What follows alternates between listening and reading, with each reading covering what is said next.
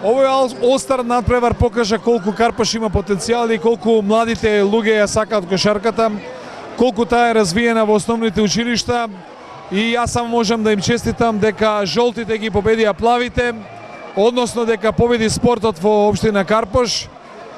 Интересно е што секоја година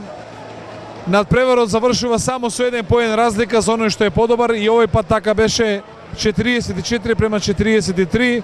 и сметам дека и натаму од Карпош ќе излегуваат многу млади спортисти кои што ќе знаат како се игра кошарка и кои што некогаш може ќе бидат големи не само балкански, туку и светски кошаркари.